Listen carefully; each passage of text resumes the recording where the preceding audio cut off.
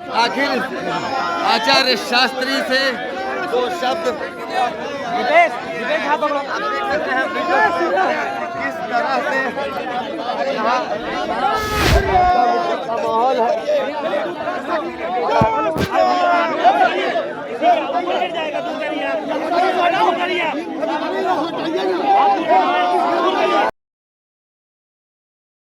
काफ़ी दिनों से जिसका इंतजार था और जिसको लेकर के बिहार की राजनीति में उबाल आ गया था, वो दिन आखिर आ ही गया।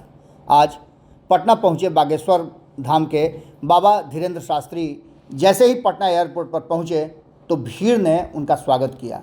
बड़ी भीड़ थी और उन्हें लाने वालों में कई नामचीन चेहरे थे। जहां एक तरफ गिरिराज सिंह नज़र आ रहे थे तो वहीं मनोज तिवारी भी, जो सांसद है दिल्ली में, वो नज़र आ रहे थे। तो रामकृपाल यादव के पुत्र अभिमन्यु यादव भी बड़ी मुस्तैदी के साथ खड़े नज़र आ रहे थे। इन सबके बीच में बागेश्वर बाबा का पटना में आगमन हो गया है और उन्हें गर्मजोशी से स्वागत किया गया। हालांकि उन्होंने आरती वगैरह उनकी की गई, उसके बाद उनसे मीडिया ने बहुत सारे सवाल पूछने की कोशिश की, लेकिन उन्होंने किसी भी सवाल का कोई जवाब नहीं दिया। कहा यह जा रहा है कि प्रेस वार्ता में वो अपनी बात रखेंगे, लेकिन जिस तरह से एयरपोर्ट पर गहमा गहमी मची हुई थी और जिस तरह से उनके समर्थक उत्साहित नजर आ रहे थे, उसको देख करके ऐसा लग रहा था कि कहीं ना कहीं उनके विरोध करने वालों का हौसला निश्चित रूप से ठंडा होने वाला है।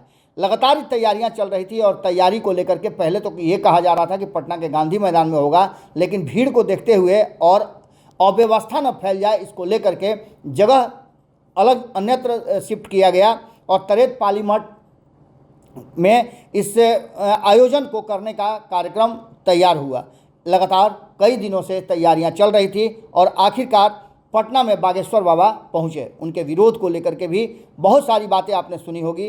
राष्ट्रीय जनता दल की तरफ से विरोध किया जा रहा था, तो वहीं जदयू की तरफ से ये कहा जा रहा था कि उनके आने से किसी को कोई परहेज नहीं है, बशर्ते कि वो संवैधानिक और गैर असंवैधानिक बातों का अंतर समझ करके अपनी बातों को रखें। अब देखना दिलचस्प होगा कि जहां एक तरफ भारतीय जनता पार्टी पर ये आरोप लग रहा था और भारतीय जनता पार्टी इससे अपने आप को किनारा कर रही थी, वहीं भारतीय जनता पार्टी के दो बड़े और शीर्ष नेतृत्व के नेता पहुँचे हों और बागेश्वर बाबा के दाएं बाएं खड़े हों, तो निश्चित रूप से ये बात समझ में आती है कि क्या कुछ माहौल है। कहा यह जा रहा है कि बिहार में जब से नीतीश कुमार अलग हुए हैं तब से भारतीय जनता पार्टी लगातार कुछ नया करने की सोच रही है। आपको बता दें कि इससे पहले आपने देखा होगा कि किस तरह से बक्सर में अश्विनी चौबे ने एक बड़े यज्ञ का आयोजन करवाया था। उसके बाद से बागेश्वर धाम वाले धीरेन्द्र शास्त्री का आना कहीं ना कहीं इस बात की तरफ इशारा कर रहा है कि भारतीय जनता पार्टी, जिस पर आरोप लगातार लग रहे हैं कि वो धर्म के नाम पर लोगों को अलग करना चाहती है, पोलराइजेशन करना चाहती है वोटों का, और चुनावी माहौल को लेकर के, चुनाव को लेकर के ही ये सारे कार्यक्रम किए जाते हैं। लेकिन इन सब से अलग भारतीय जनता पार्टी का कहना यह है कि हमारा देश जो है वो धर्म और शास्त्रों पर आधारित है।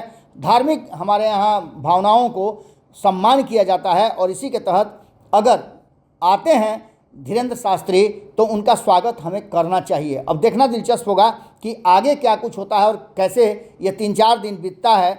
आप देखिए पहले कि जब एयरपोर्ट पर पहुंचे धीरेन्द्र शास्त्री तो किस तरह की भीड़ और किस तरह का माहौल था। जो बागेश्वर धाम वाले बाबा है, सामने से हटिए, सामने से हटिए। पहुंच गए। देखिए आपको हम सीधा तस्वीर दिखाएंगे पटना एयरपोर्ट पर किस तरीके से। देखिए बाबा बाबा बाबा भक्त हैं वो, बाबा बाबा। देखिए आपको हम सीधा तस्वीर दिखाएंगे किस तरीके से जो बागेश्वर धाम वाले जो बाबा हैं, धीरेन्द्र शास्त्री हैं, बाबा को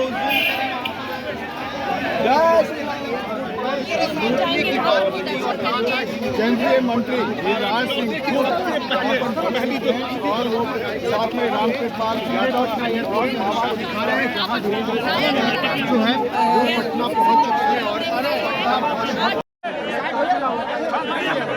और जो गांधी मैदान में स्थित है वहाँ जाएगा और मनोज तिवारी उनके साथ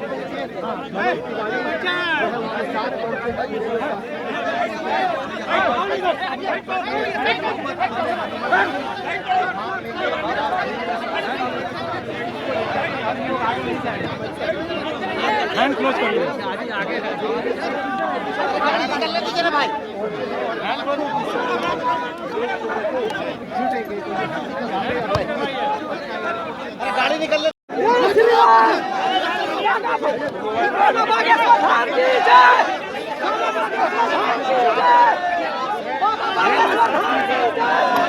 किया जा रहा है कि किस तरह से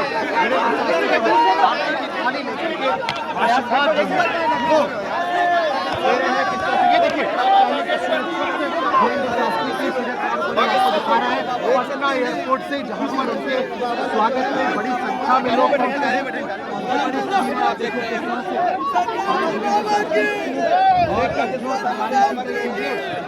में पटना के नौबतपुर में कार्यक्रम होने। अगर ये वीडियो पसंद आई और वह बिहार के राजनीति और बिहारियत से सरोकार रखेनी तो सब्सक्राइब बटन दबा के चैनल के सब्सक्राइब कर ली। ओजे एगो घंटी बा, ओकरा बटन दबा देला से कुल सटीक और मारक खबर रुआ मुफ्त में मिल जाई। अगर रुआ पत्रकारिता के हमनी के नया प्रयोग में सहयोग कर चाहतानी तो ज्वाइन बटन दबा दी। पेटीएम नंबर नोट कर ली 9386816700। धन्यवाद।